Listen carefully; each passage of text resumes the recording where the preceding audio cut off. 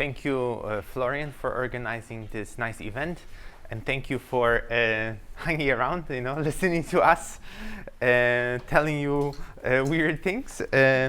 Today, I would like to talk about the decoding problem and the statistical mechanical mapping.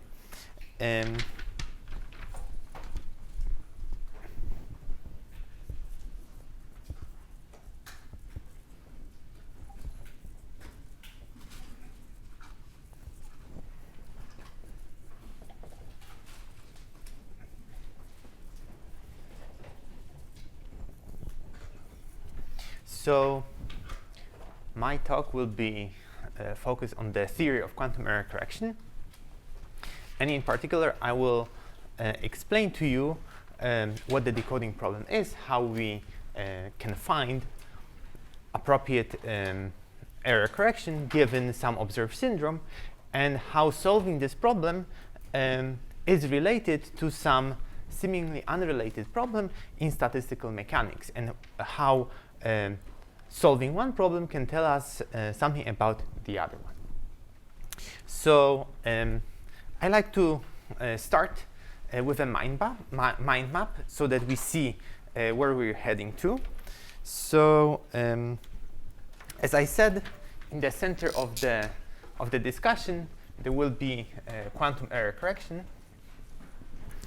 And I'll start the lecture with a brief recap of stabilizer codes.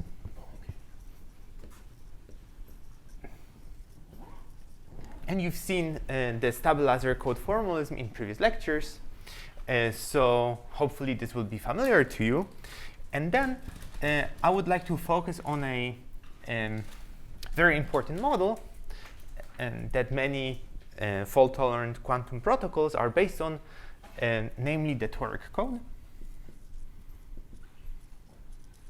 And you've seen that already. Yongshan talked about it a little bit on Monday. And so this should be fairly familiar to you.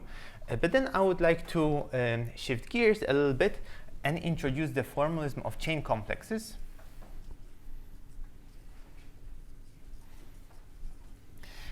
So this will be a little bit mathematically heavy. But it will allow us to talk about the Toric code and the decoding problem in a very succinct way. So after we're done with this heavy lifting, then we will get to the decoding problem.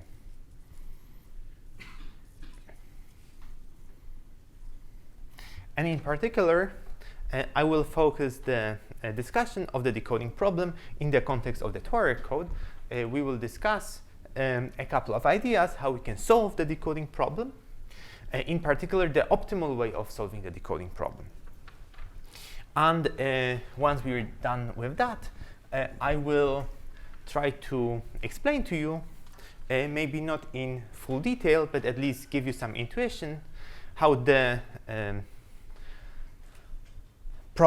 decoding problem and solving it optimally is related to some model in statistical mechanics.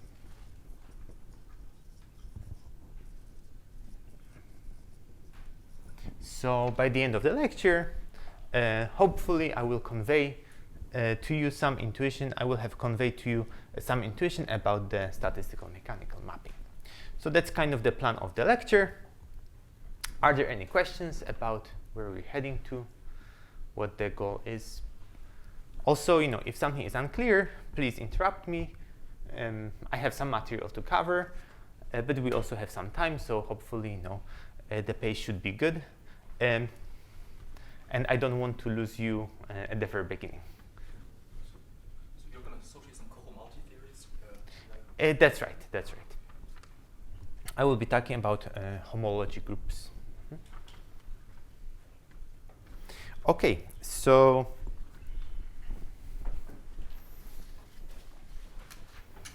this is the overview. So now let's talk about the first part, which is stabilizer codes.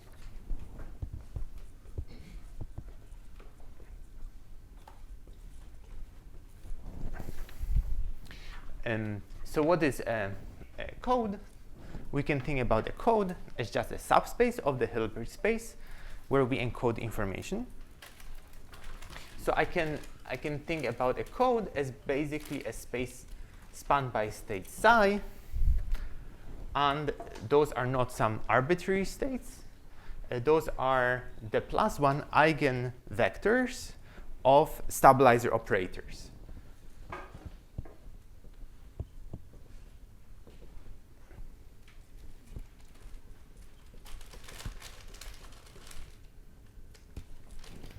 So what does this equation say?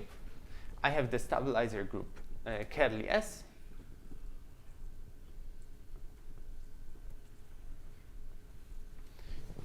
If you remember from previous lectures, a stabilizer group is some abelian group that is generated by Pauli operators. So think about products of identity x, y, and z.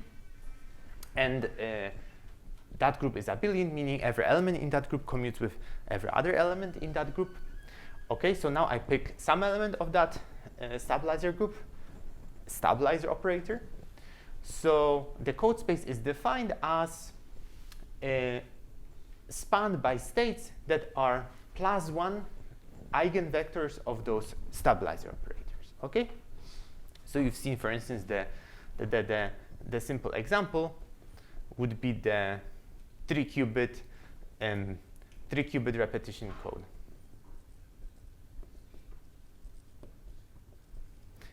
And there the stabilizers would be ZZI, IZZ. But of course, there are more complicated constructions. The Toric code construction would be an example of a more complicated stabilizer code. So one thing that is useful when we talk about stabilizer codes is some subclass of stabilizer codes called CSS stabilizer codes. This stands for Calderbank, Shor, and Steen.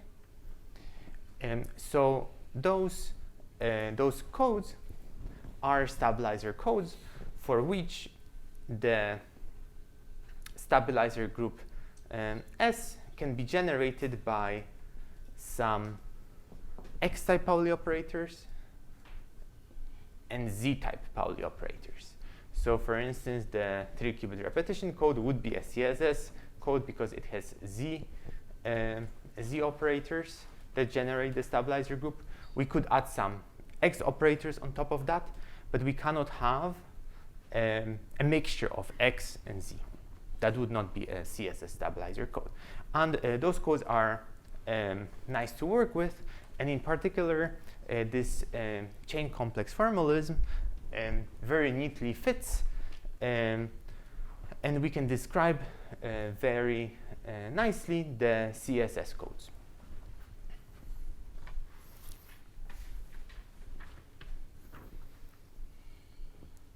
Okay, so I don't want to get too much into the discussion of the stabilizer codes because the discussion here is rather abstract. And for the rest of the talk, we will be working with the Toric code.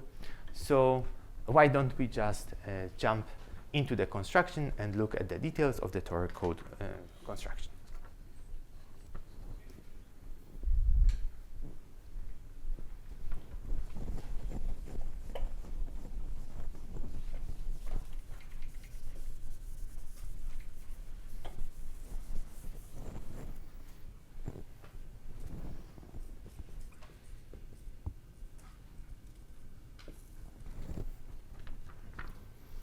So the most typical setting where the Toric code is defined is on the square lattice with periodic boundary conditions. So let me draw some square lattice.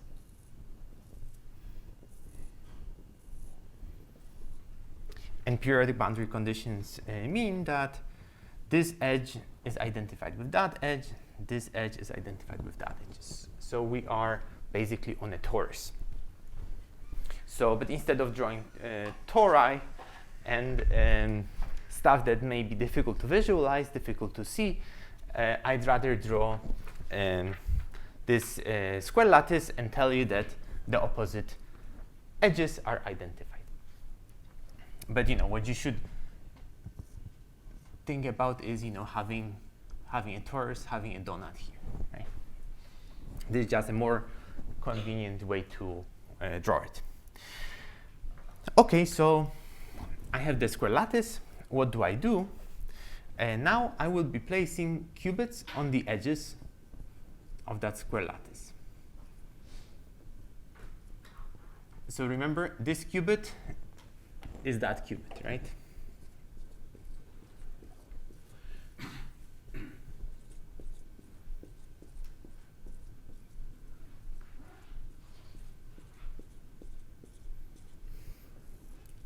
So let the linear system size be L. This is the length of that side of the lattice. I can pick those two lengths, in the y direction and in the x direction, to be the same. It's not essential for the construction. And now what I will do is I will tell you what the stabilizer operators of the Toric code are. So they are identified with geometric objects here, namely for every z plaquette, for every face of that square lattice, I will have wait for z stabilizer operator. So that's one type of a stabilizer operator, the z type, that defines the Toric code. The other one is associated with every vertex. So around every vertex, I look at the edges that are incident to that vertex, and I define a stabilizer operator associated with this vertex as a tensor product of Pauli X operators on the qubits neighboring that vertex. And I do it for every plaquette and for every vertex. So what I can, so now I can define the Toric code basically as via its stabilizer group. The stabilizer group is generated by those vertex-like operators and plaquette-like operators. And here it's for every vertex, for every face of the lattice, right? So this is vertex V, this is a face F. Okay, so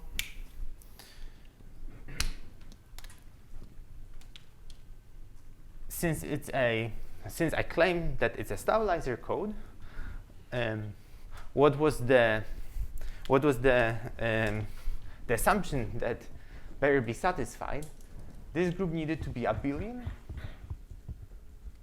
The stabilizer group needed to be abelian. So what does this mean? It means that every guy here needs to commute with every other guy. So notice that Z stabilizers commute trivially with any other Z stabilizer. Similarly, X stabilizers commute with other X stabilizers, no problem. But there might be a problem.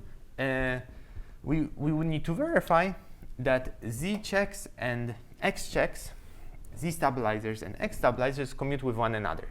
Okay, so if they are far apart, no problem. They trivially commute with one another because they don't overlap. However, if they are neighboring one another, what can happen is, well, there is this X operator here.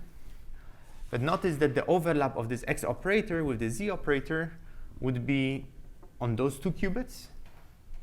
So X and Z anticommute, they give me -1 sign. But if two pairs of X and Z, if I have two pairs of X and Z, I have two minus signs, so they commute again. So I hope that this is clear to you, that this is a good definition. that this group is an abelian group. So this is the Toric code. I have those two types of checks, plaquettes and vertices, Z-type, X-type. Any questions? Is this a free abelian group? Is this a free abelian group? So this is a Pauli group, right? So they have orders, right? It's a finite order. it's a finite group, yes. Mm-hmm. Okay, so this is the Toric code. How many logical qubits does the Toric code encode? Well, what I could have told you on this side of the board is how to calculate the number of logical qubits. So suppose that I have a code with n physical qubits.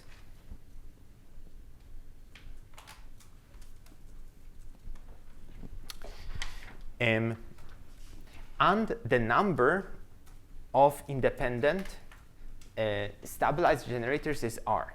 So suppose that R is the number of independent stabilizer generators. So what is that thing? So for instance, for the 3-qubit repetition code, ZZI and IZZ are independent stabilized generators. But you know, this 3-qubit repetition code is also stabilized by ZIZ, which is a product of this operator and that operator. But the number of independent stabilizer generators for the 3-qubit repetition code wouldn't be 3, right? Because the third one is not independent from this and that. So R for the 3-qubit repetition code would be 2. Okay, so if now I work with a quantum error correcting code with a stabilizer code that has n physical qubits and it has R independent stabilized generators, then there is this very simple formula that tells me what is the number of logical qubits encoded in that code.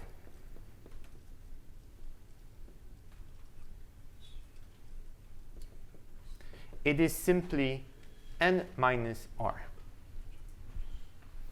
How could I convince you that this is the case? I'll just give you an intuition. If I have n physical qubits, then the dimensionality of my Hilbert space is 2 to the n. And because I have n qubits, each qubit is a 2-level system. So, you know, one of the postulates of quantum mechanics tells me that if I combine n 2-level systems, then I have a system with dimensionality 2 to the n. Okay. So now I have that dimensional Hilbert space, and I have R independent stabilized generators. But those stabilized generators are Pauli operators. Their eigenvalues are either plus or minus 1. So I will be picking subspace that is plus 1 of those operators. So basically, each independent stabilized generator kind of halves the dimensionality of the Hilbert space. So if now I start with 2 to the n, and I keep dividing by 2 R times, I end up with the subspace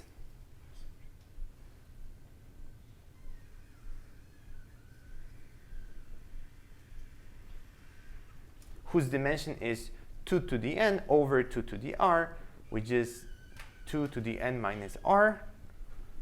And the exponent here is the number of logical qubits, as claimed here. Okay, so this is maybe not airtight, but this can be made very rigorous, this reasoning. Okay, so we have this formula that the number of logical qubits is the number of physical qubits minus the number of independent stabilized generators. So what does this look like in the case of the Toric code? So we have a lattice, L by L. How many physical qubits do I have? Well, I just need to count the number of edges in that square lattice. right? So how many squares in this square lattice do I have? Since it's L by L, I have L squared squares. And each square has 4 edges. So the number of edges is 4L squared. But I overcounted because each edge is counted twice. Once from the perspective of one face and twice from the perspective of the other neighboring face. So I overcounted by 2. So the number of edges, thus the number of qubits in that construction, is 2L squared. Great. What's the number of X-type stabilizer operators? Let me denote it by maybe little sx. What's the number of X-type stabilizer operators? X-type operators, by definition, are identified with the vertices of the lattice. What's the number of vertices in the lattice? Well, since it's L by L, it will be simply L squared. What's the number of Z-type stabilizers? Is the number of faces in the lattice. We already calculated that. It's L squared.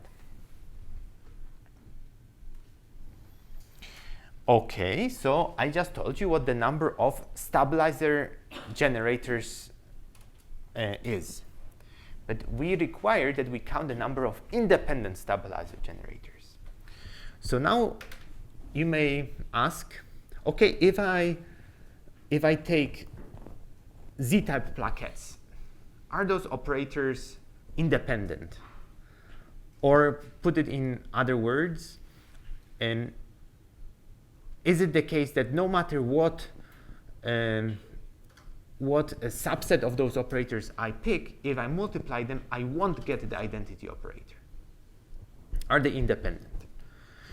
You can look at it for a few moments, and then you realize that actually, if I take all the plaquettes and multiply them, I will get the identity operator. So the product of all faces, the z, will give me the identity operator. So there will be exactly one relation between Z-type operators. I multiply them all and I get the identity operator. So the number of independent stabilized generators would be L squared minus 1 because of this relation. And in a very analogous way, you can convince yourself that if I take a product of all vertex-type operators, those X-type operators, if I multiply them all together, I also get the identity operator. Why is that? Well, because I will be multiplying this xxxx by xxxx here. This qubit, the support on that qubit will drop, and so on and so forth. So again, the number of, first I handle this case. So now the number of X operators is also L squared minus 1 because of that relation. I'd like to pause here to make sure that we understood what's happening, at least at the high level. I calculated the number of physical qubits. Then I calculated the number of X-type stabilizers and Z-type stabilizers. Okay, they were not independent, so we identified the relations between them. This means that since there is one relation, this number had to be reduced by 1, and that number had to be reduced by 1 too, because I have one relation for Z checks and one relation for X checks. I had one question about the X-type stabilizers and the Z-type stabilizers, how they're still able to commute when they overlap. Do you mind going into that? Yes. So if you look at the region depicted here, what happens is, so I would need to say label the qubits. So 1, 2, 3, 4, 5, 6. So what we're doing is we are calculating Z1, Z2, Z3, Z4 times X3, X4, X5, X6. So Z1 will commute with every X here because it's supported on a different qubit. So I can just push it through. Z2 can be also pushed through because it does not share any overlap with the support of that operator. So, but Z3 will anti-commute with this X3. So if I push Z3 to the right, I will get -1 sign. So I get -1 sign from Z3 being pushed to the right. And similarly, I get -1 sign by pushing Z4 to the right because it will commute with everything but X4. So I get -1 sign twice, and then I get X3, X4, X5, X6 times Z1, Z2, Z3, Z4. Okay, so, but you know, -1 sign twice is +1. So this calculation proves that the plaquettes and checks and vertex like checks commute with one another.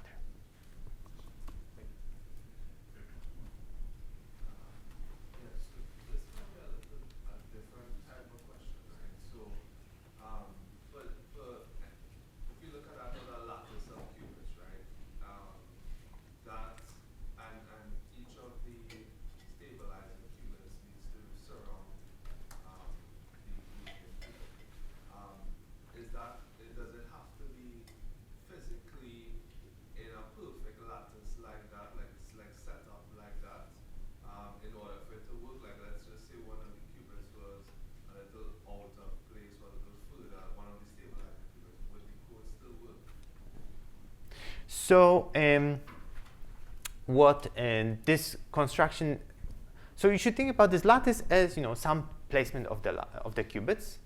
It doesn't mean that the qubits have to be equally separated from one another. This is just, you know, a way to place them on a lattice. And then what you have to do is you have to measure those geometrical local checks. I will address your comment about whether we need a square lattice in a second. Any other questions? Okay, so where were we? We were trying to calculate the number of logical qubits in the Toric code. So now we have n, we have r. R is this Sx and Sz added together. So what is the number of logical qubits that the Toric code has? It is k equals n minus r. These two numbers together give me r, which is 2l squared minus 2 times l squared minus 1.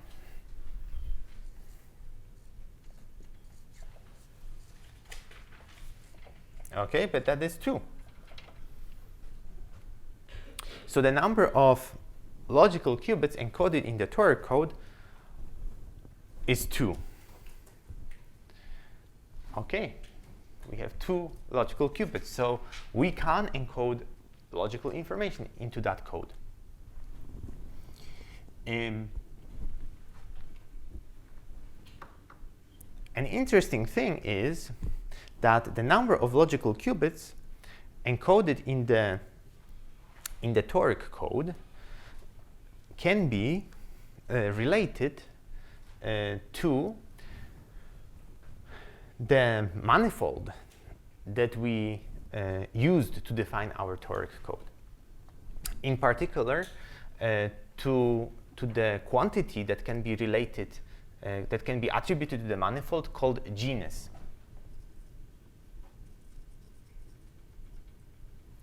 So we denote a genus of a manifold by this letter G. And what is this number, this quantity? It basically measures the number of handles the manifold has. So a torus has genus G equals 1. It has just one handle. But I could consider, say, I don't know, some sort of pretzel maybe, I don't know, something like that. Right? So this would have 3 handles. The genus of that manifold would be 3. And it turns out, I invite you to think about it, maybe as a little homework. Try to prove that if I were to define the Toric code on a manifold with some genus G, the number of logical qubits would be 2G. I'm not going to get into that too much. I just want to point out to you that this formula works for a torus, right? How would you prove this formula? Well, you would just use some Euler characteristic. Basically, you, which actually brings me to your question, which is, what is essential in the construction of the Toric code? What is essential in the construction of the Toric code is that I have some manifold of my choice. We have the discussion about manifolds without a boundary, right? So it's all closed. It's closed manifolds. So what I consider is I have a manifold, and then I take some tessellation of that manifold. So what does that mean? Well, I just split the manifold into some small tiles, right? And the rules are that, you know, tiles have to tile the whole manifold, right? And once I have this tessellation, I have my, you know, my tessellation may look strange. It doesn't have to be regular. It can be, you know, it can have faces of weird shape. They can be, they don't have to be squares. They can be triangles, pentagons, hexagons, whatnot. But the construction would work in a very similar fashion. I would place qubits on the edges of that tessellation.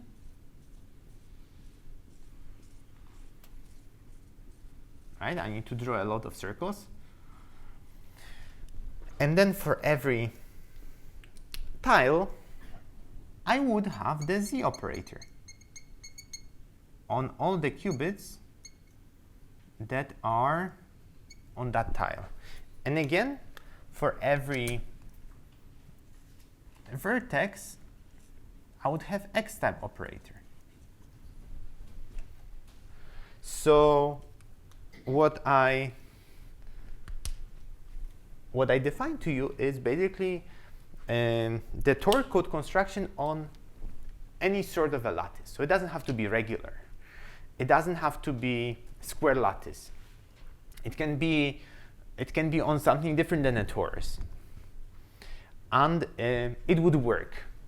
And again, X checks and Z checks, if they are far apart, they trivially commute.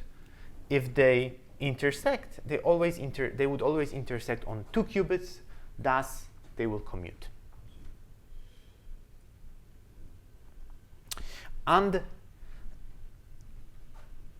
then, you know, we can start talking about, you know, how to prove that the number of logical qubits on an arbitrary manifold is 2G, where G is the genus. notice that the number of logical qubits, that's an important bit, the number of logical qubits encoded in the Toric code does not depend on what type of tessellation I picked. It's and you know, this is a signature that this code is a topological code.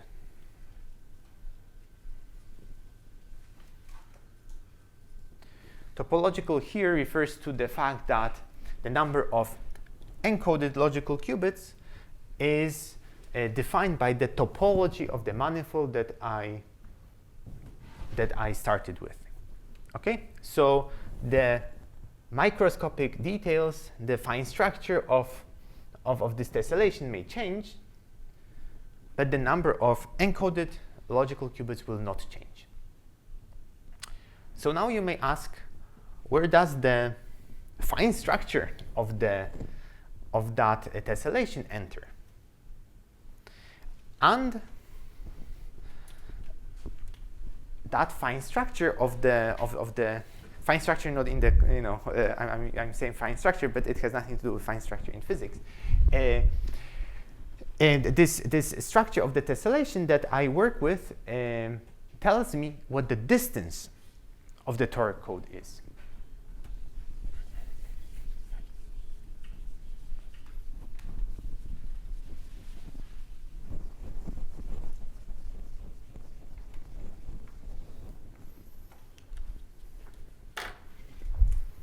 So this brings me to the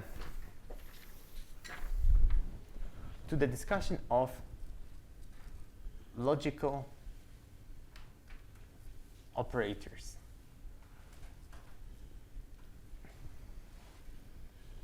Maybe one can add Pauli, logical operators of the Toric code.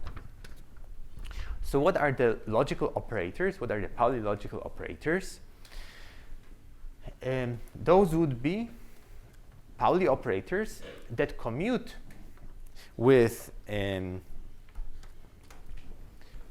so non-trivial logical operators would be some Pauli operators. So suppose that L is a Pauli operator. What that means is a product of identity x, y, and z, right? And suppose that L commutes with every stabilizer operator.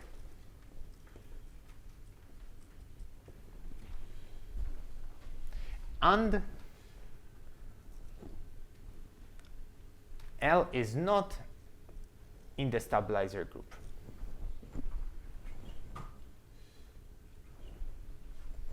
So then this L would be non-trivial logical Pauli operator.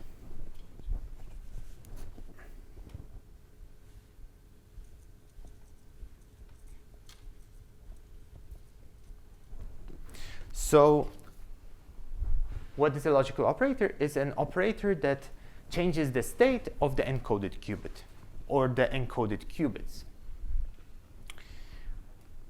So we need to talk about logical operators if we want to talk about how we act on the encoded qubits, how we change the state of the encoded information. Any questions here?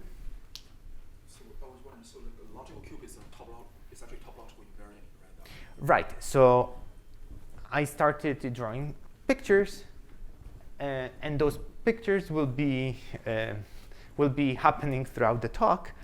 In particular, I would like to illustrate logical operators as some string-like objects. Yeah, also curious, it's a logical operation, but it's going to act on the homological groups. Right? Yes.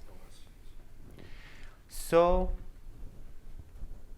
let's do this little exercise, which is, could we identify some Pauli operators that commute with those stabilizer operators of the Toric code, vertex and plaquette operators.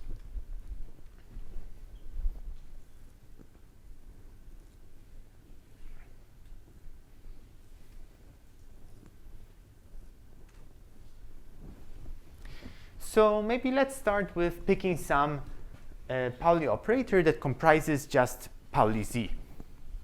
Okay, so suppose that I pick Z here on this qubit, right? If I have an operator that only comprises Z on that very location, that operator will not commute with the neighboring X operators, right? Because they would overlap on one qubit only. Okay, so how could I make this X-type operator happy? Well, I could consider an operator that has two Z's. Okay? But I just kind of, and how about this operator? Well, I can do the same trick. I can do maybe Z here, right? So now this operator has even overlap with this weight 3 Z operator. I'm kind of trying to construct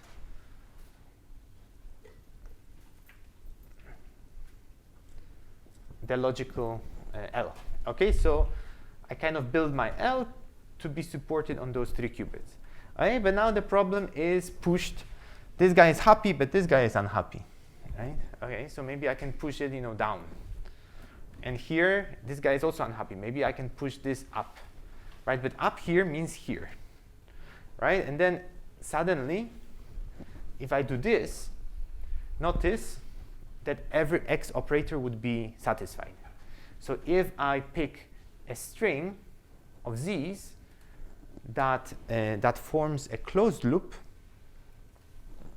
there will be no X-type operator that will anti-commute with that Z string. So Z checks will trivially commute with this Z-type operator, and X checks will also commute with that Z-type operator. And why is that? Because the overlap will always be even, right? It's the same sort of an argument that we had here when we talked about Z checks and X checks. So this would be some non-trivial logical Pauli operator. So this would be our logical Z operator. And I can even define my logical, my first logical qubit to be the logical qubit for which this operator is a Z-type operator. So now I want to talk pictorially about what just happened. The logical Z operator can be viewed as a string, as a non-contractible string. So this would be one logical operator. The other logical operator would be a different string, but going in a different direction. So what do I mean by that? This figure represents a torus.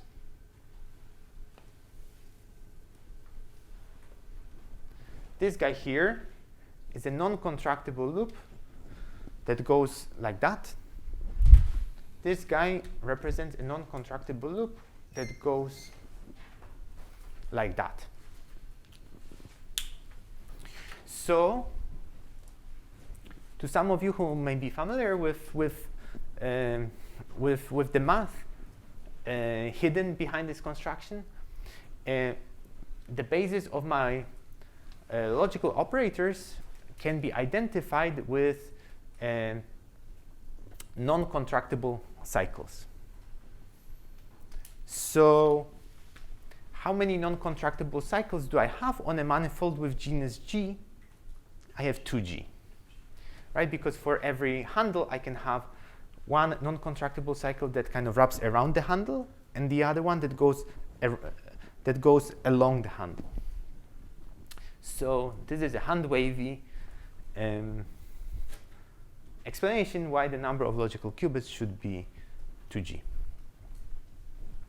One question. So non-contractible strings, in the vertical Z that you drew, you have this kind of like they can be pushed around. That's a great question. So you could create another. I see why that's in one dimension because it's looping in one place. You could create many variations on that. That's right. But it's only But they will one be dimension. equivalent.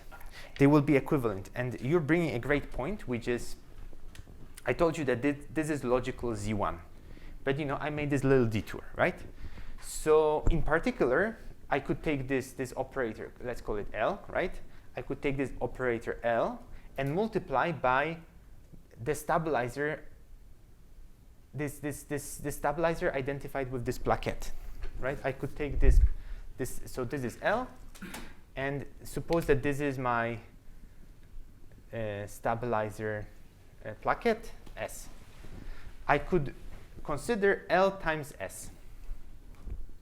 So that guy would be just a straight line here, right? Because, here I would have Pauli Z operators twice, so they would cancel one another, and I would pick up Z here. So I would get this straight line here. So what's the relation of L times S versus L? Are they the same? Are they different?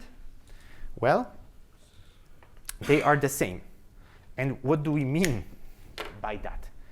Their action on the encoded qubit, on the logical qubit, is the same. And how do I see that? Well, suppose that I have the encoded state psi. I act on it with the operator L, okay? But now, let's look what happens if I act on the encoded state with the operator L times S. So L times S acting on psi, what is it? Well, by definition, psi is +1 eigenstate of S. So this is just psi. So, it's the same. And that is basically what you just said. I can have a string, I can deform it. What is the process of deformation correspond to? It corresponds to multiplying by the checks. But pictorially, I can have a string as long as it's non-contractible, right? I can deform it. As long as I don't snap it, it's fine. It will be an equivalent operator. So that's an intuition, why what matters is, those handles where things wrap around, because, I can deform them and whatnot, but they will have the same action on the logical subspace. Does this make sense, at least at the higher level? Okay, so we discussed the Z-type logical operators. What would be the X-type logical operators? So the X-type logical operators would be very similar. We would just to consider the dual lattice. So instead of, for instance, I could consider like X, X, X, X, going that way around, right?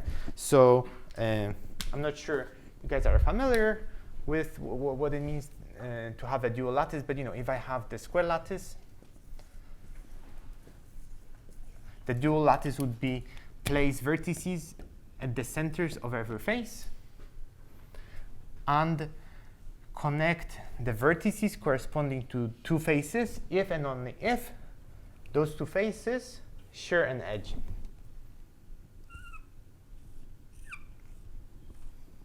So very conveniently, a dual of the square lattice is a square lattice. It's just shifted by half unit. So you can convince yourself that a string in that dual lattice that supports x's is a logical X operator, because again, it would commute trivially with X checks, and with every face, with every Z check operator, it would have an even overlap. So they would commute. But now, what will that dude not commute with? That dude will not commute with this Z1 logical operator. Why is that? Because this Z string and that X string overlap on only one qubit. So I could think about this string as representing logical x1. And similarly, if I consider a string going in that direction, I will not draw it because the figure will get too cluttered. This would represent logical x2. Okay, so now we know what the logical operators of the Toric code are. Any questions? So the first x and the last x in your drawing, they're the same? Correct. So logical operators will stop commuting.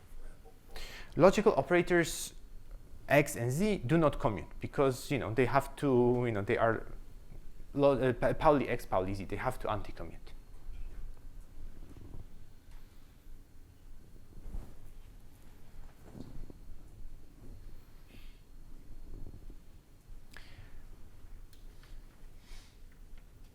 Any questions? Any concerns? So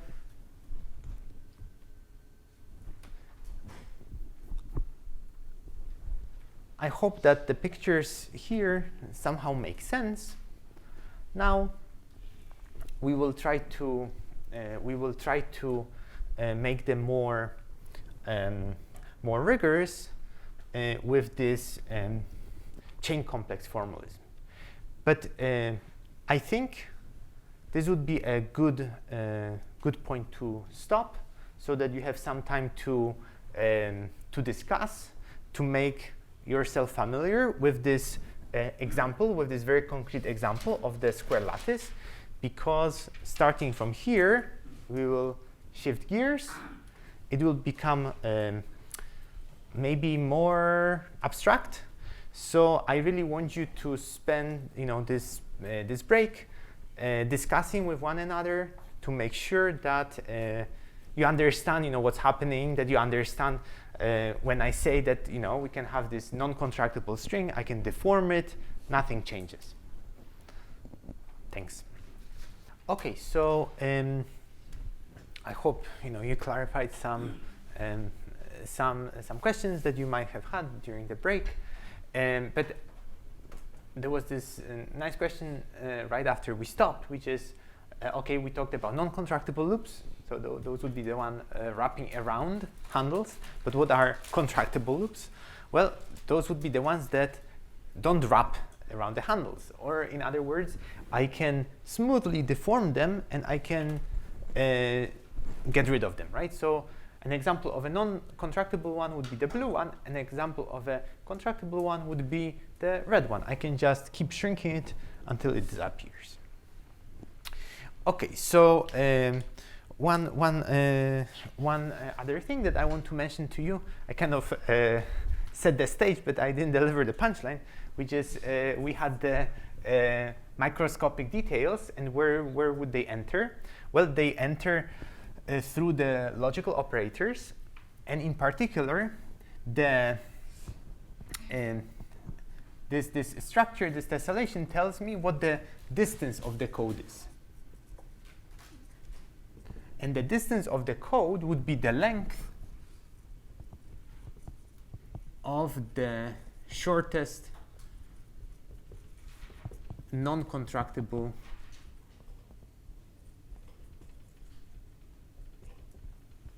loop. So what's the code distance? It basically is a property of the code that tells me what is the maximum number of errors that I can tolerate.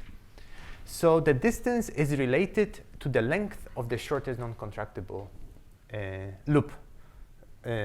Why is that? Well, because my logical Pauli operators are those non-contractible loops. So the finer the lattice, the longer the shortest non-contractible loop is. So I told you that it's a topological code. It's a topological code. The details of the lattice don't matter. It's true when it comes to the number of logical qubits, but when it comes to some other useful parameters of the code, like the distance, it makes sense to consider bigger and bigger lattices, because then the distance is proportional to the linear size of the lattice. Okay?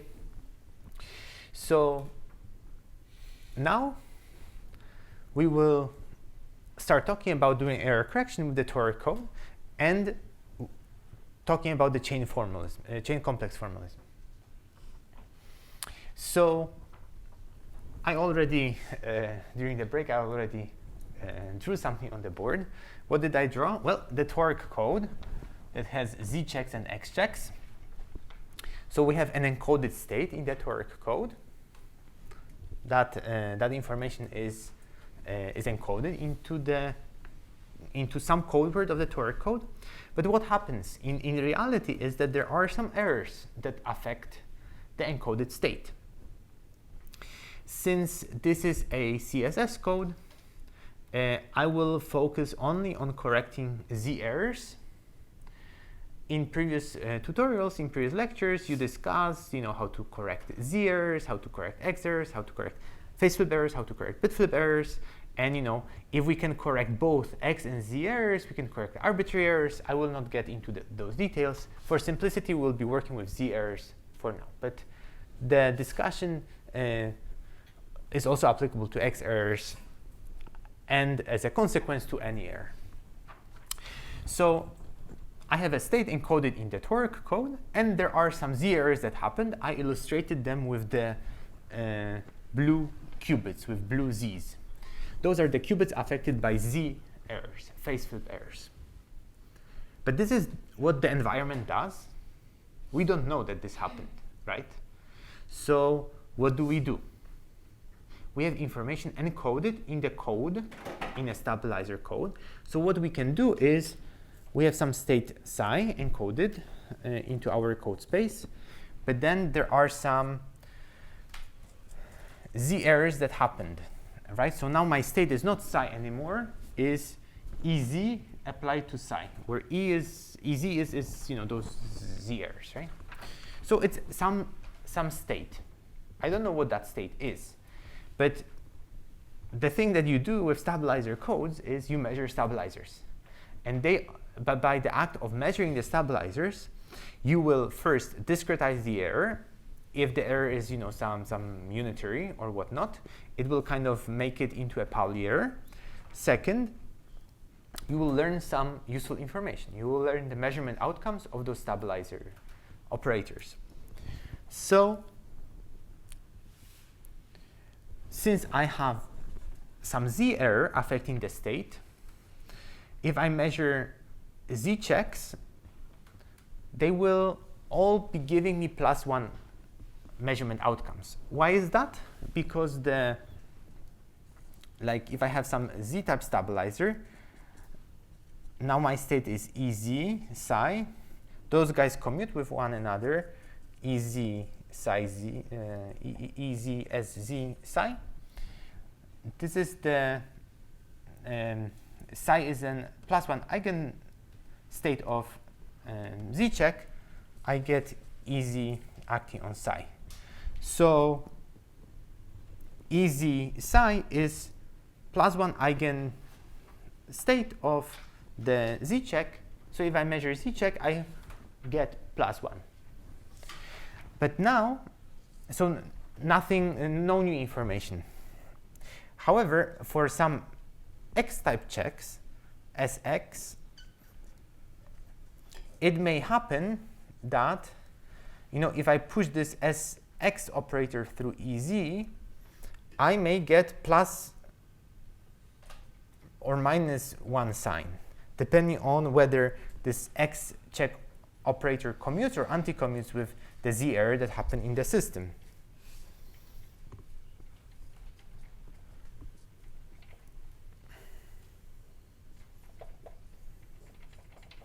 So now, this corrupted state, Ez psi, may be plus or minus 1 eigenstate of the X-type check operator. Okay. So measuring those X check operators can potentially reveal extra information about the error. So in the example illustrated on the board, what would be the X checks that give me -1 measurement outcome? Those checks would be the ones that have odd overlap with the z-type error. So by inspection, you can see that this guy here has odd overlap. This guy here has odd overlap. This guy here, this guy here. So the 6 x-checks depicted in the figure would be the only x-checks that give me -1. The rest will give me +1. So just to be clear, when you say odd overlap, it means it's touching an odd number of z lines. Yes. Right. So by measuring all x operators, all but the 6 depicted in the figure will give me +1. The 6 depicted on the board will give me -1 measurement outcome. And that information is what we call the error syndrome.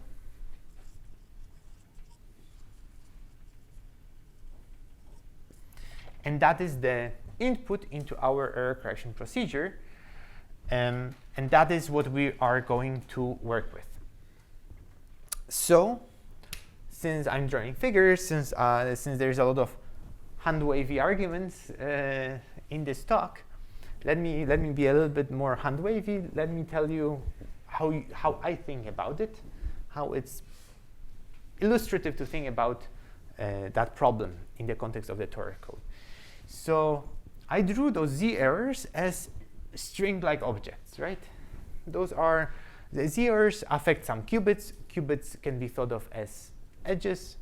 So I can think about errors as some subset of edges, or equivalently some collection of strings in this lattice. Okay, and what's the syndrome? What are the locations of x-checks that give me -1 outcome? Those are the guys that anti-commute with those string-like errors. Equivalently, those are the checks that have an odd overlap with those string-like errors. What are those checks? Those checks can be thought of as the endpoints of those string-like operators. Because if I have a check like in the middle of the string, by construction it will have an even overlap. It will commute, so it will give me +1 measurement outcome. However, the endpoints, by construction, they have odd overlap, and as such, they will anti-commute. So the error syndrome. So we can say that errors are strings, and error syndrome is endpoints of strings that correspond to those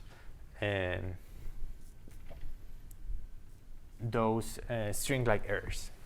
So this is a pictorial way how we can talk about error correction in the Toric code setting. So there are some errors. Those are strings. We don't know.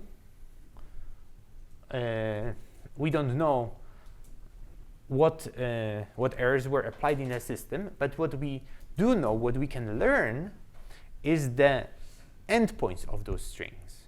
This is the error syndrome. That is the input into our quantum error correction procedure, and this is the information that we work with. So now, given the error syndrome, given the endpoints of strings, we want to make a guess about errors that happen in the system, or equivalently about the strings whose endpoints we see. Questions?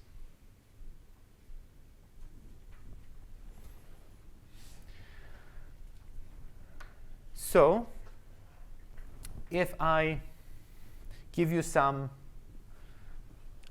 collection of endpoints, what you could do intuitively is you try to pair them up. Right? I see some endpoints.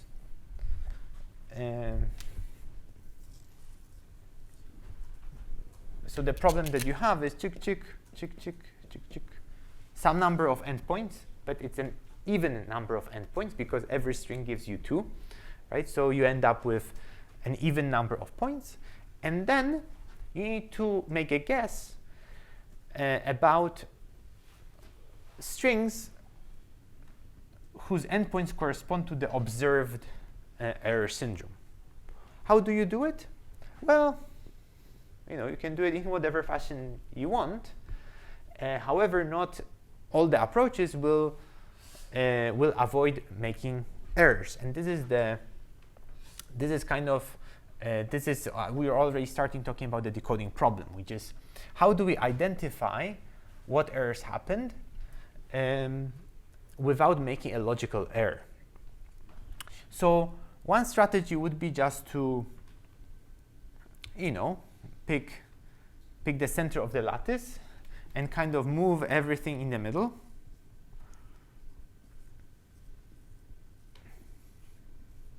That would be a strategy, right? And then I could just have like kind of those would be my string like errors whose endpoints are given by that configuration. That strategy is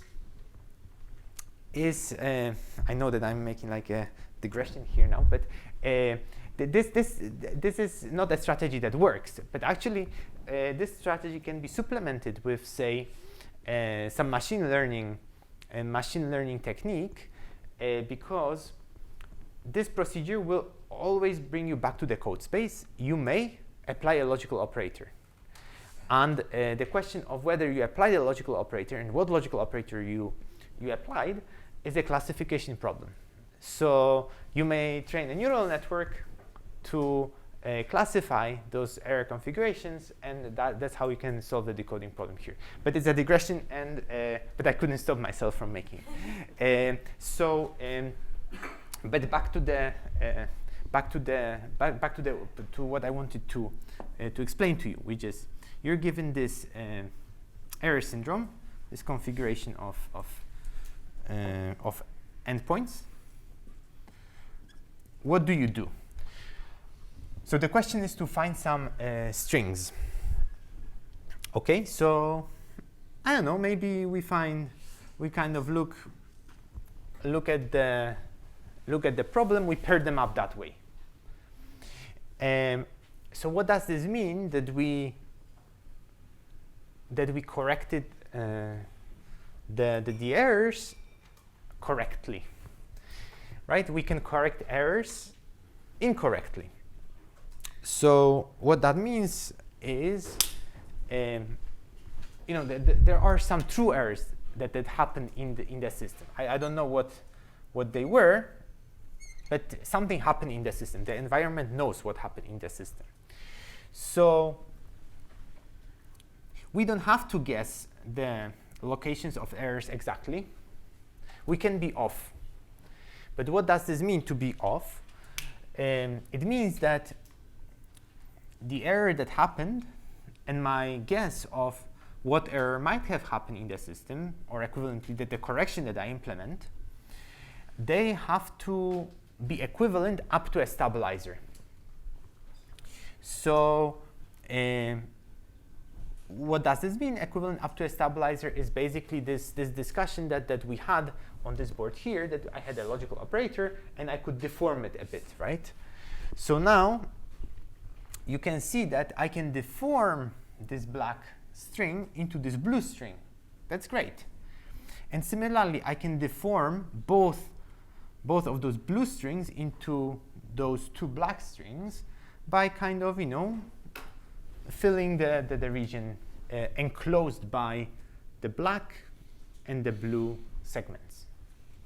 But it could happen that, there was this very long error, and I chose to correct this error by kind of, going in the other direction around the torus. And if this was the case, then my correction depicted in black and the actual error depicted in blue would not be equivalent up to a stabilizer, because this object here, the blue segment and the black string, together forms a non-contractible loop. the blue cannot be deformed into the black just by, multiplying the blue string by some stabilizer, because it's a non-contractible loop. Does this make sense, what I'm talking about? Questions? So when we start to apply the correction, we start from one of the... So I can do it offline. I can just think what to do, and at the end I apply it everywhere, right? I don't have to do it like one Pauli at a time. So the mathematics follows that like every operator works on one points like separately, independently. Yes. And it finds it's like where it's going. Yes.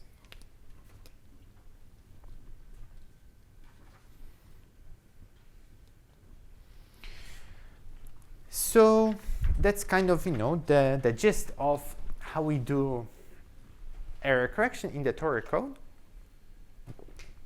The decoding problem in the Toric code is basically how do we pair up those endpoints without introducing logical errors, or equivalently, how do we find a correction which is equivalent up to a stabilizer to the error that happened. Yet another equivalent way of phrasing it is, how do I find a correction so that the error combined with correction forms a collection of contractible loops, right? Because the moment I introduce a non-contractible loop, I failed. Why did I fail? Because a Z operator applied along this non-contractible loop is a logical Z operator. It changes the state of the encoded state. If I apply Z operator along a contractible loop, it applies a stabilizer. So the state is invariant. So it's harmless. This is good, this is bad.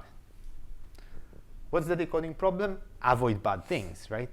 While still figuring out what the correction is. That's a very high level decoding problem. And the rest of the lecture will be about how do we find those corrections that work. And in order to do that, I need to now discuss a little bit of the mathematical formalism that is very useful for this setting, namely chain complexes. But before I start talking about chain complexes, are there any questions about the decoding problem, the high-level aspect of the decoding problem for the Toric code?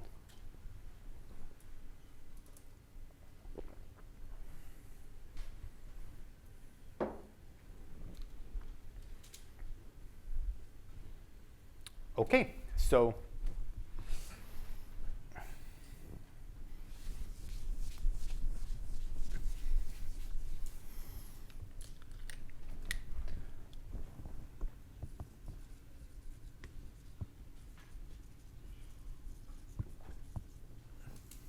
now let's talk about chain complexes. So what do I have here? I drew 3 copies of my square lattice. So now I can consider a vector space associated with faces, with edges, and with vertices of the lattice. So what do I mean by that? What do I mean that I have, to be more precise, F2 linear vector space associated with the set of faces, edges, and vertices? So this is basically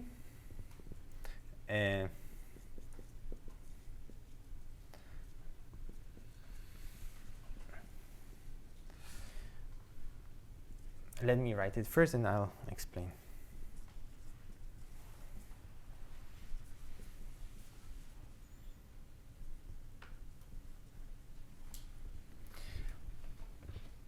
This vector space can be defined as basically a vector space whose basis is a set of faces. I know that this may be difficult to parse, but there is a very intuitive way to think about it. This is a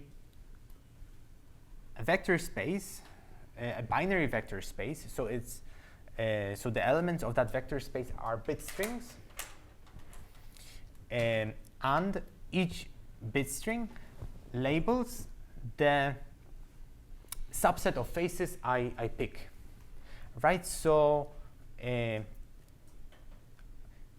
the length of a bit string in this vector space would correspond to the number of faces I have here, right? So in particular, a vector 1, 0, 0, 0 would correspond to selecting just first face. A vector 0, 1, 0, 0, and so on would correspond to selecting just second face. I can consider, like 0, 1, 1, 0, 0, right? This would correspond to selecting a subspace here and here, right? So this would be the vector space associated with the faces of the lattice. Similarly, I can talk about a vector space, a binary vector space associated with the edges. Vectors in that vector space would correspond to subsets of edges that I pick. And similarly here, C0 talks about a vector space associated with the vertices of the lattice. Those subscripts tell you about the dimensionality of the object that you work with. Here, I'm talking about faces. Those are two-dimensional objects. Here, I'm talking about the edges. Those are one-dimensional objects. And lastly, vertices are zero-dimensional objects.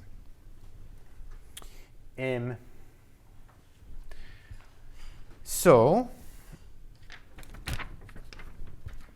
let me illustrate now an element in that vector space.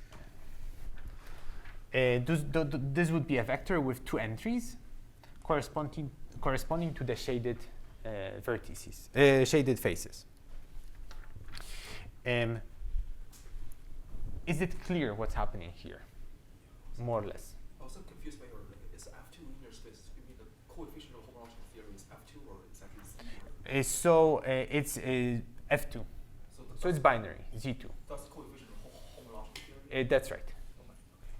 This is a little bit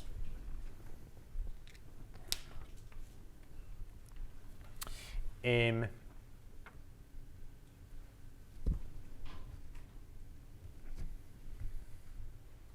So I have those vector spaces. Now what I need to do is I need to tell you about maps between those vector spaces. So some linear maps called boundary operators, they are denoted with this partial 2 and partial 1 symbol. So this is called a boundary map.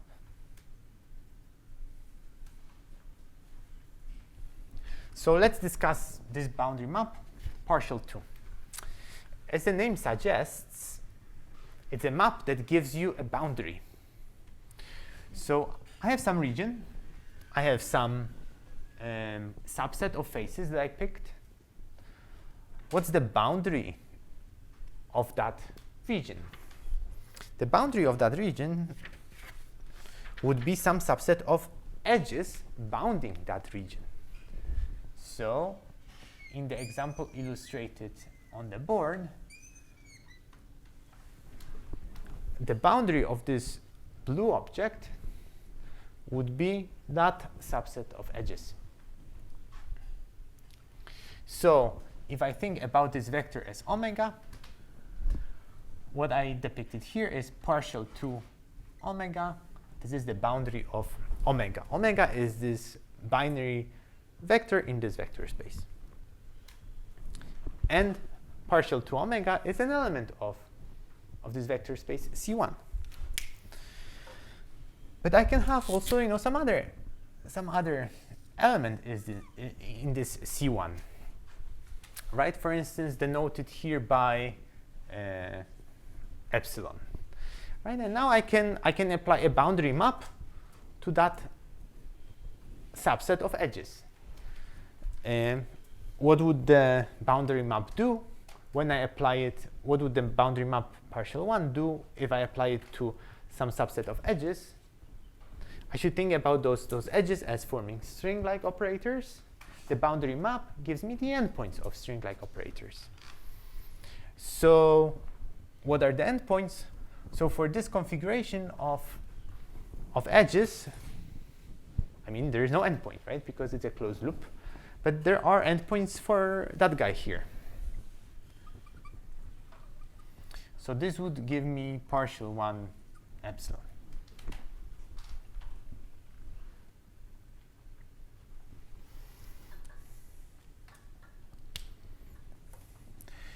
So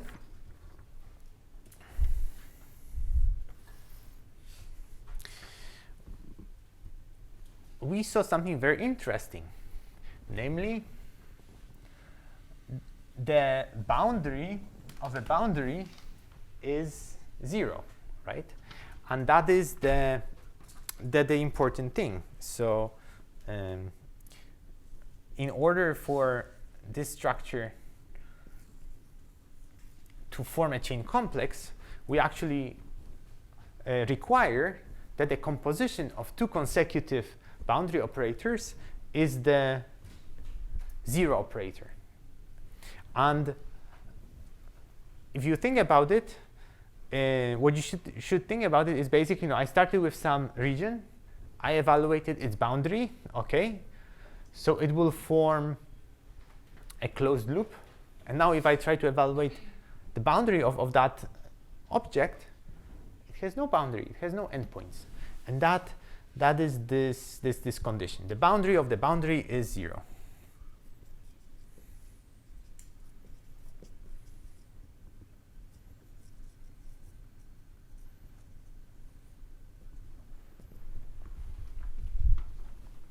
Question about that?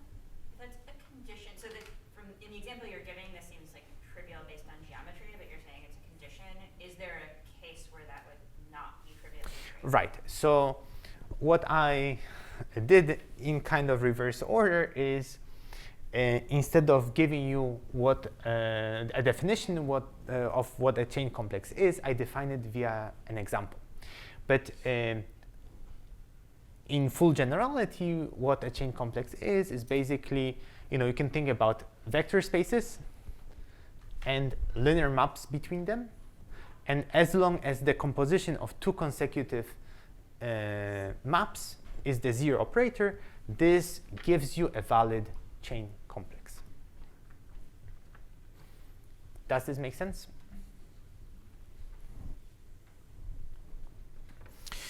Okay, so how should we think about those boundary operators, linear maps? We have vector spaces. Vector spaces are vectors.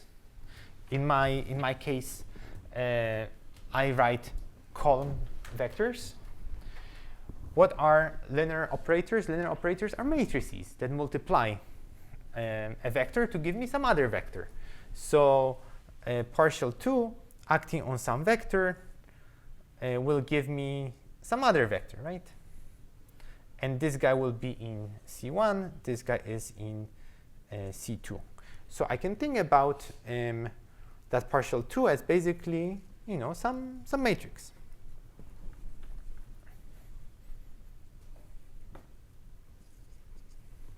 And similarly, I can think about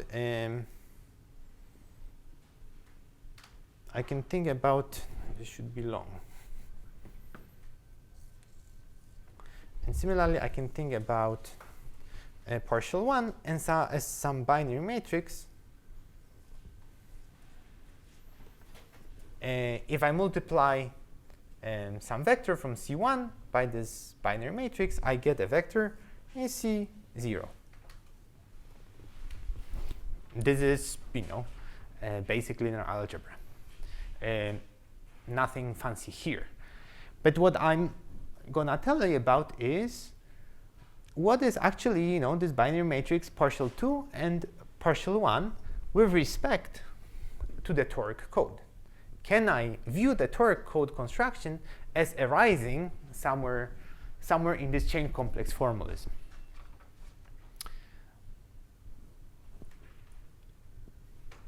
The answer to that question is as follows.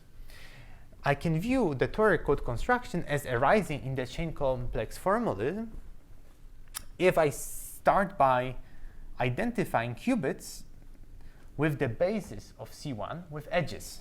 So here I need to talk about qubits. C2 faces should be viewed as Z stabilizers, and C1 should be viewed as corresponding to either X checks or error syndrome.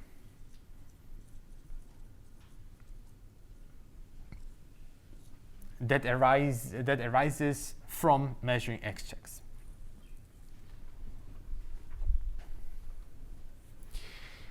I think the easiest would be to first let's explain maybe the meaning of partial 2. Partial 1, sorry. What does partial 1 do? So I have some subset of qubits that are affected by Z errors. If I evaluate its boundary, this tells me the endpoints of those strings, right? But this is what we discussed here. This is what we discussed, right? Errors are strings. Errors are elements of C1. If I look at its endpoints, this will be the error syndrome. So indeed, it starts to make sense what I'm saying, right? That we have qubits here, we have errors here, the errors. If I evaluate partial 1, the boundary of the error, I get the error syndrome corresponding to that error.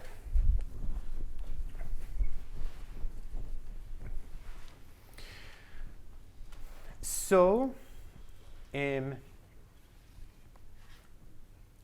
now, if we buy that, what is the interpretation of this binary matrix? And this would correspond to Hx, the X parity check matrix.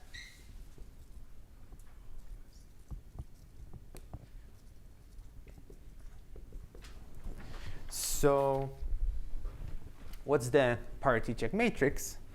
I'm not sure if you guys have covered that earlier or if you've seen it, but what the parity check matrix is in coding theory is basically a description of the checks that you measure in order to get the error syndrome. The rows of the parity check matrix specify the support of the checks that you measure. So in our case, Hx would have rows that tell me about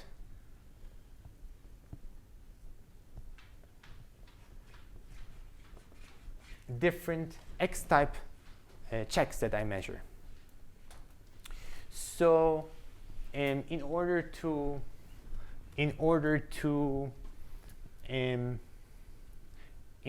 illustrate it, I would need to label qubits and whatnot. But you know, those guys would be of the form 1, 1, 1, 1, 0, 0, ta, ta, ta, ta, and you know, some other subset of ones, you know, somewhere depending on how I label my qubits. So for instance, if I were to label my qubits like 1, 2, 3, 4, 5, 6, 7, 8, 9, 10, then I would have, you know, first row corresponding to that check. Then the next row should have one at the third location, 1 at 5th, 6th and 7th, and so on.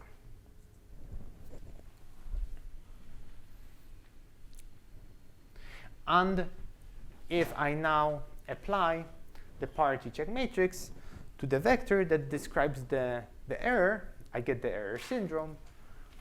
This is the interpretation of this boundary map partial 1. Does this make sense, roughly?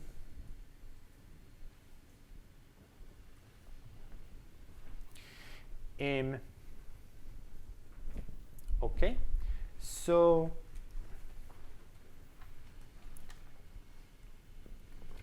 what's the interpretation of partial 2? Partial 2 actually can be interpreted as the parity check matrix for z checks transposed.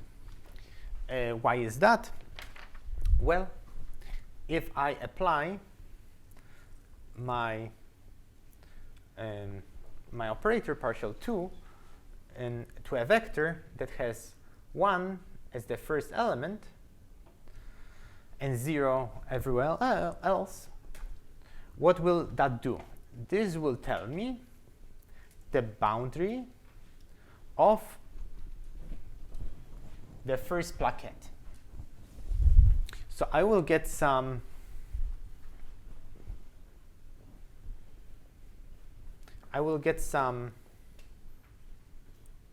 vector that has, 1, 1, 1, 0, da, da, da. And this will be the boundary of that plaquette, of some plaquette. This tells me the support of that check identified with that plaquette. So this thing basically encodes the support of the check. So that's how you can see that that this row here, this column here, encodes the support of my first z-type check. And similarly, the second column would encode the support of the second check. But that is nothing but the parity check matrix transposed, because by definition, the parity check matrix encodes the support of checks. Questions?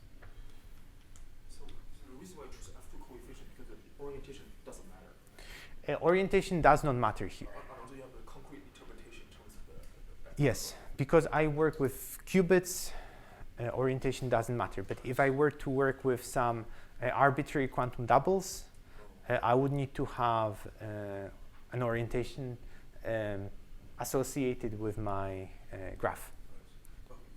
Some words I can't read. What's the word for those words? Boundary of some plaquette, meaning if I pick the a vector with just one, this would if I multiply the partial, then I get the support either the support of that operator associated with this plaquette or equivalently the boundary of that operator, right? So that's how I argued that basically the first column of this binary matrix encodes the support of the first z-check, which means that this column corresponds to the row of the z-type parity check by definition of what a parity check matrix is. So now, what's the punchline? Now I will not forget about making the punchline. So we have those vector spaces and linear operators between them. We had the requirement that the composition of two consecutive maps is the zero operator, is the zero map. Now, if someone gives me such a chain complex, then I can use those this chain complex to define a CSS code. How? Well, I'll just use those boundary maps partial 2 and partial 1 as parity check matrices of my CSS code. Those matrices correspond to the stabilizer operators that define my CSS code. So I know that maybe the logic here is rather convoluted because we kind of work with an example in mind. And I started kind of introducing this formalism to describe the Toric code, and indeed it works. But if someone gives me this chain complex, I can define an arbitrary code, right? So I don't have to work with a square lattice, right? In fact, any CSS code can be described by an appropriate chain complex, or in other words, for every CSS code, I can define a chain complex. It may not look that nice as the chain complex that corresponds to the Toric code. It may not have this geometric interpretation, but it will be, it will be a good thing. It will work either way. Questions? Okay, so now if we have this formalism, I can very succinctly describe what the decoding problem is. But maybe before I get there, let's discuss a little bit the meaning of this. The boundary of the boundary is 0. So it means that if I have z-check here, okay, z-check, I apply the boundary operator to it. It gives me the support of the z-check. Now I apply that partial boundary to it. What does this what does this give me? This gives me the syndrome of that z-check. But the syndrome of the z-check should be trivial, right? Because z-checks commute with x-checks. So there should be no error syndrome that z-type stabilizer gives me. And that is indeed a different interpretation of this equality. So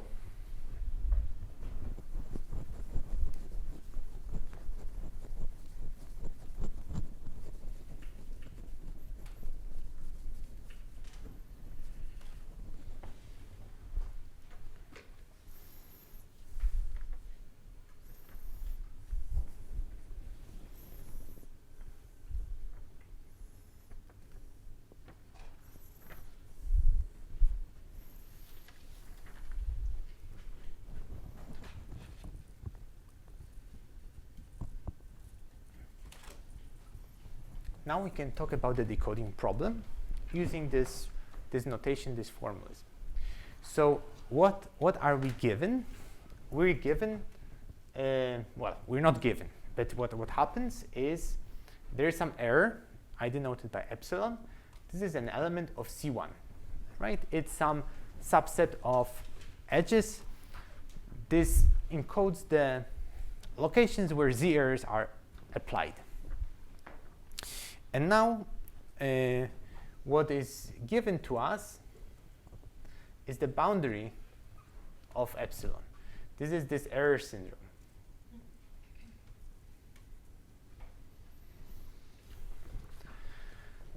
I'll denote it by sigma.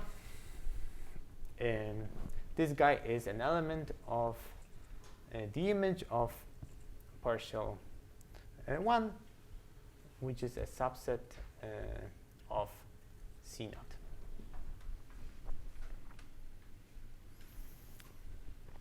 So now what we want to find is we want to find some element phi in C1 such that its boundary corresponds to the given error syndrome.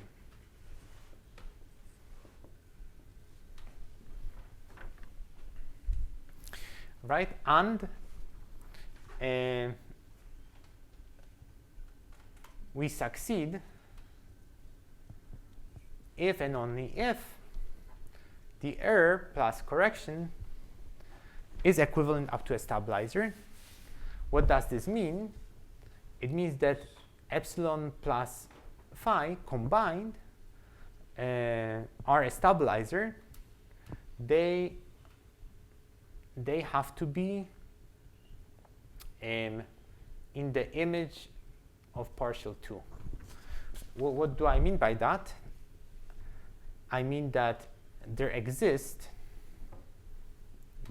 some omega in C2 such that partial 2 of omega is epsilon plus phi. This is me saying that I have some error here, and this is my correction. So error, correction, they form a contractible loop. So what does it mean that I have a contractible loop? It means that I can fill it with some region, and the boundary of that region is epsilon plus phi. This is equivalent to saying that there exists an element in C2 whose boundary matches E epsilon plus phi. That's what happened here. It's written in a quite succinct way. Maybe difficult to parse if you see it for the first time, but the interpretation pictorially should be fairly digestible. What is phi epsilon? Basically, like epsilon is the error, right? So epsilon is an error. Phi would be my correction, my Pauli correction. I can think about just the location where I would need to implement Pauli z's, right? I correct z errors by applying z's on some locations of qubits. Instead of talking about, errors that are z errors, it's actually locations of z errors, right? Does this make sense? Yes. So for whatever it is, like epsilon and phi, actually sum them up and then make a closed loop. Okay. That's right. That's right. A closed contractible loop. So this condition tells me that it will be a closed loop. Why is that? I like your question, because so if I apply partial 1 to epsilon plus phi, it's partial 1 epsilon plus partial 1 phi, because it's a linear map.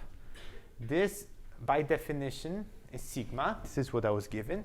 This, by definition of phi, is also sigma. And I work in F2 linear vector space. So if I add the same object twice, I get 0. So this condition tells me that this object has no boundary. It's a cycle. So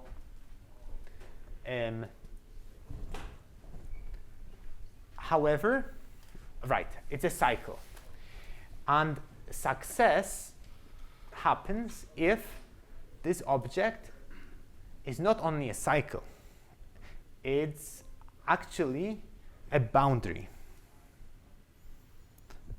Right, so maybe there is some,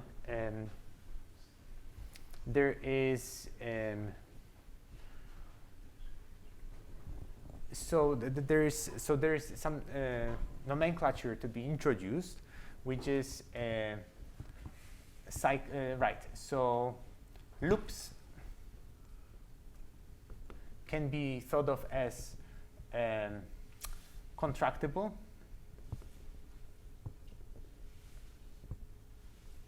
and non-contractible.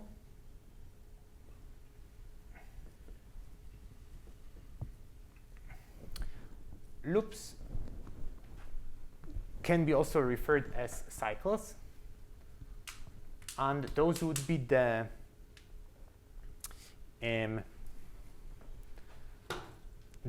elements of kernel of partial 1. Those are the objects that have no boundary, right? They are in the kernel of this partial one operator, they form loops, they formed cycles. So now loops split into contractible loops and non-contractible loops. The contractible loops would be the ones that I can shrink. In an equivalent way, I can say that contractible loops are the ones that form boundaries of some region. So those contractible loops can be called boundaries, and they are the elements of image partial 2. And there is some other stuff left here. So epsilon plus phi every time should be contracted. That's right. It is a must, right? It has to be. To succeed. But sometimes in our error correction, it can happen that we know that this object combined is non-contractible, and then we fail. And we want to minimize the probability of that happening. That's what error correction is about. So we have a kernel partial 1, we have image partial 2. Now you will be happy because if I take a quotient of kernel and image, I get the first homology group. To the ones who know, you guys know. To the ones who don't know, what's happening here is I want to consider an equivalence class of loops, where my equivalence relation is I can deform them. And what the homology group, the first homology group captures is different equivalence classes of non-contractible loops. So on a torus, I would have 4 equivalence classes. I would have no non-contractible loop. Then I would have a non-contractible loop in one direction. Then a non-contractible loop in the other direction. And I would have both of them.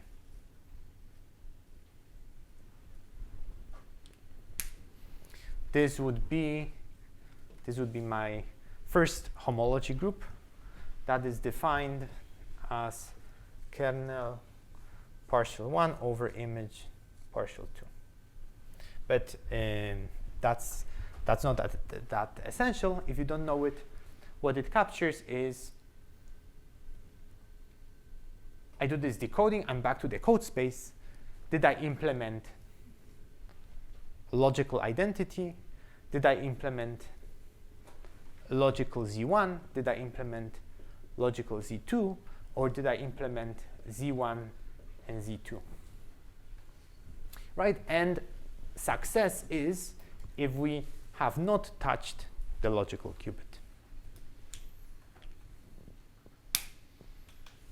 Questions?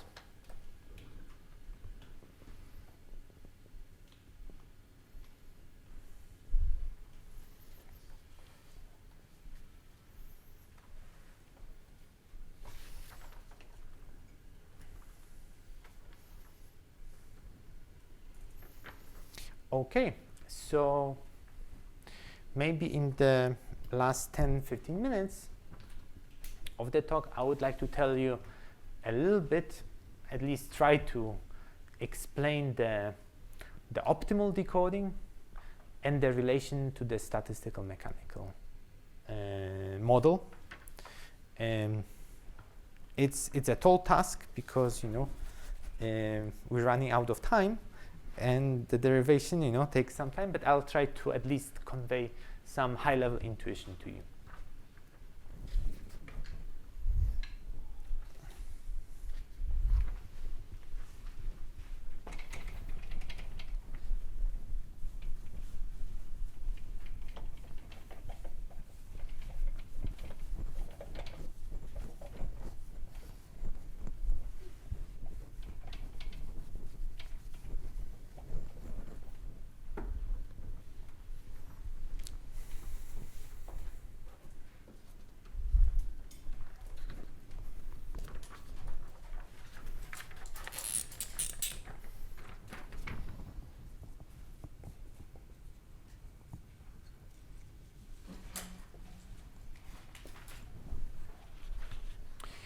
So what are we given? We're given some error syndrome.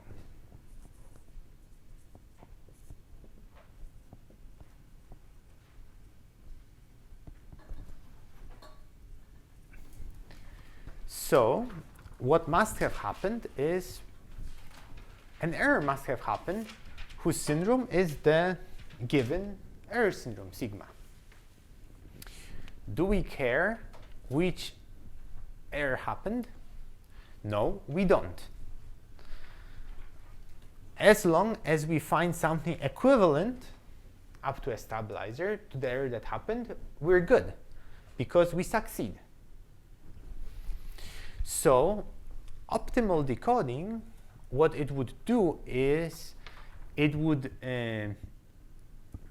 sort, it would identify first all possible errors that give me the desired error syndrome sigma, and it would sort them into different equivalence classes. And what I can do is I can pick the equivalence class that maximizes the probability as the optimal decoding. Does this make sense?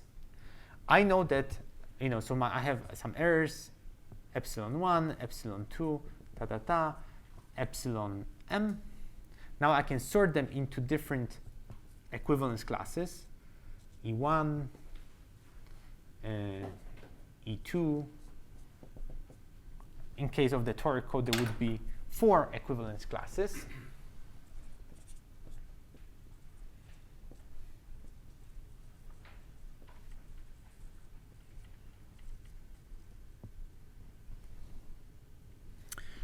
And the optimal decoding would pick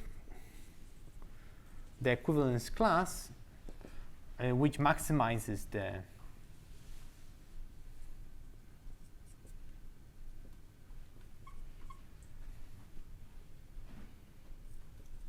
probability of observing that equivalence class. Because I'm not asking, so what would be so because another strategy that is suboptimal is, for instance, I know that one of those errors happened. I pick the error that is most likely. A single individual error that is most likely. But I don't care about, picking the most likely error. I care about picking the most likely equivalence class of errors, because from my perspective, and from the code's perspective, it is immaterial to talk about one error and some other error as long as they are equivalent up to a stabilizer. So this would be what the optimal decoding does. Each equivalent class will have similar errors in them? So each equivalence class would have a same number of errors, same number of elements, but those would be different elements. So maybe let's illustrate that with an example. So if my error is this, then I would sort it, say it goes here. Then if I see an error that looks like this and that, I would sort it, say, into this equivalence class. And if I have, an error, and now this would go, say, into the 4th equivalence class. And lastly, this would go into that one.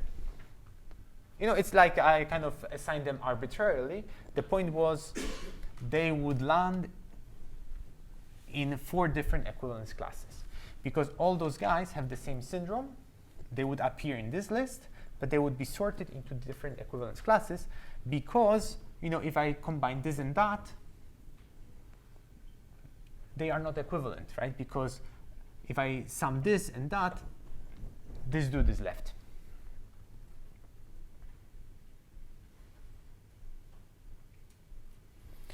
So what's the probability of having some equivalence class epsilon? Well, it's the probability of having some error epsilon plus probability of having some equivalent error to epsilon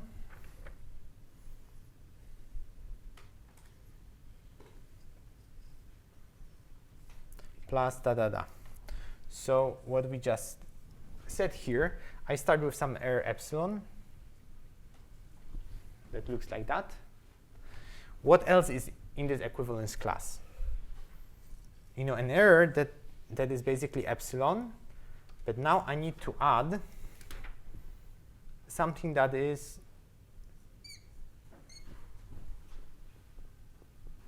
equivalent to epsilon. How do I do it? By adding, by multiplying the error epsilon by some stabilizer. I can think about the stabilizer, the support of the stabilizer, as partial 2 of omega. So here, omega is some element of C2, right? Because every stabilizer is from the C2 vector space. So summing over all elements of the equivalence class epsilon bar is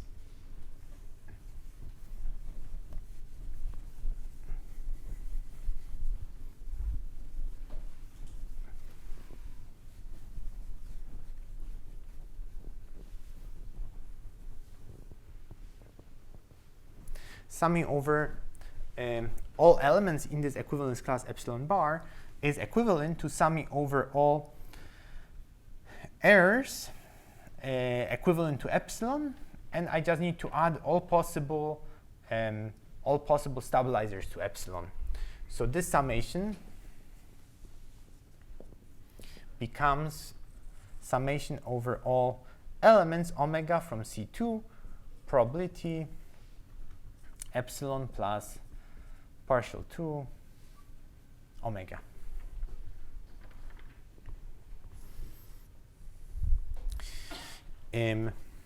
Okay.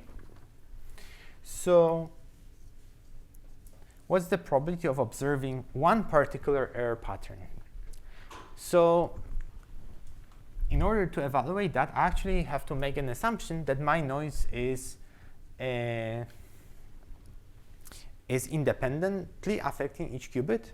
For simplicity, I can assume IID noise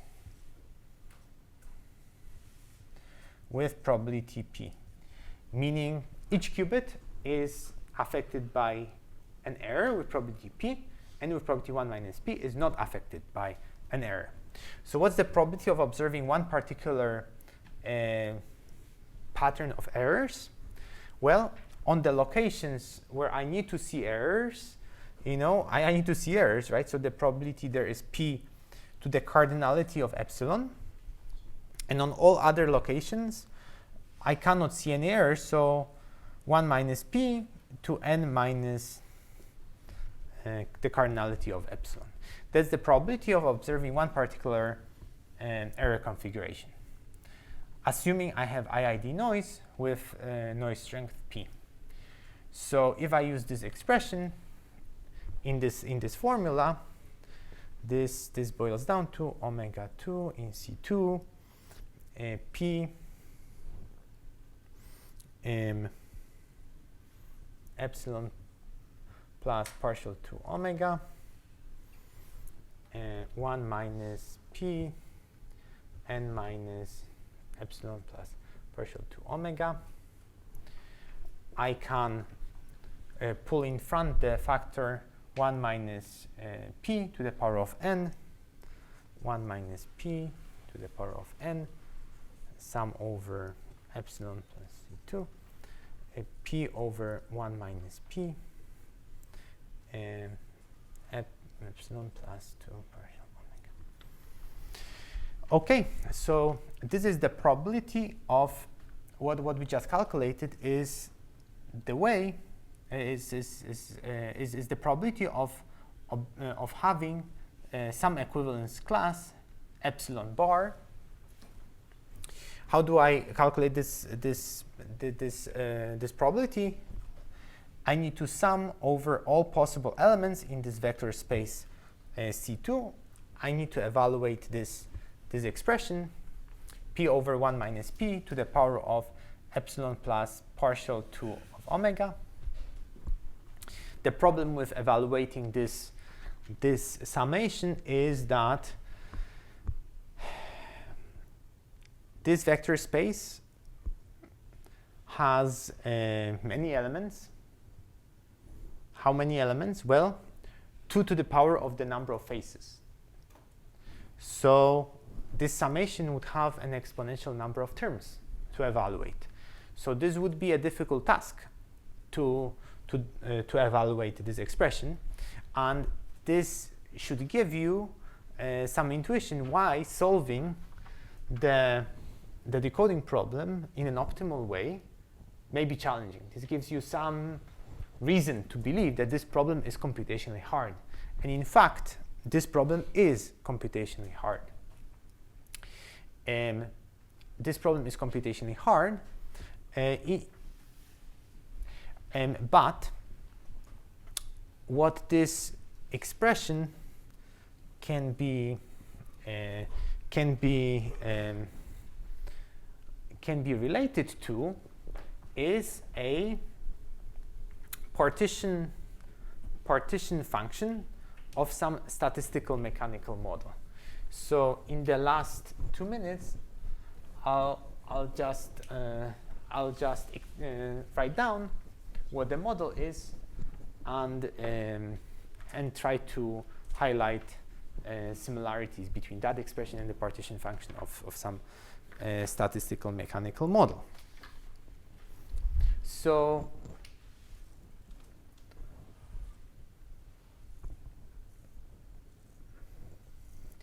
we have a classical spin model. For every phase, we introduce a classical spin Si that has either plus or minus 1 value. And we have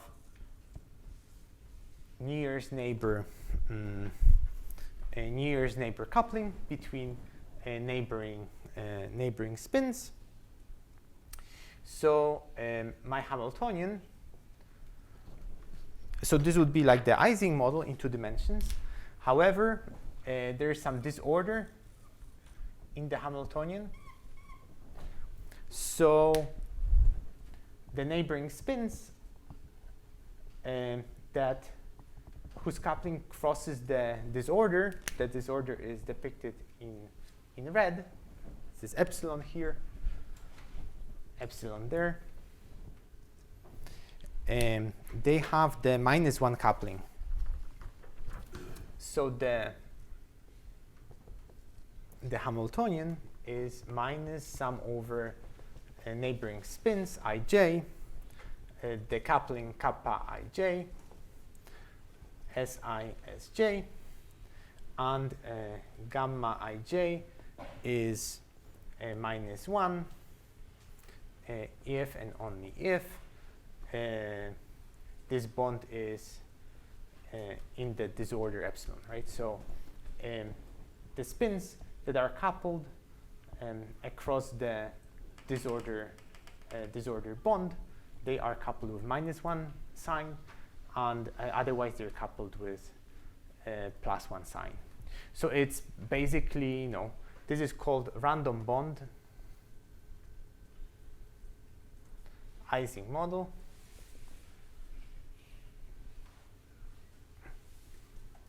And it would be a good old Ising model if I had no disorder, because then all the couplings would be plus 1. But I pick some of the couplings to be minus 1, and which ones are picked to be minus 1 are captured by this disorder parameter epsilon. So for instance, Si, Sj, between those two would have negative coupling, but the coupling between Sj and Sk here would be positive because there is no disorder at that location. And I'll just finish by saying that for the 2D random bond Ising model, it happens that the partition function evaluated for the given disorder epsilon is related to a probability of observing with the probability of having this equivalence class epsilon bar. So what's the punchline here? The punchline here is, and this would take another 30 minutes or an hour, I guess, to explain it properly. But the punchline here is, by studying this statistical mechanical model, the 2D random bond Ising model that I kind of introduced ad hoc, you may be very surprised why this came about. But by studying this 2D random bond Ising model and looking at the phase space of that model is held at some temperature T, and there is probability P of choosing some disorder. So each bond can be chosen antiferromagnetic to be -1 sign with probability P. So this model has 2 parameters. It's held at some temperature T, and it has some disorder strength P. There is some, the phase diagram looks like that. There's the order phase and disordered. By studying this phase diagram and looking at one particular line in this phase diagram called the Nishimori line,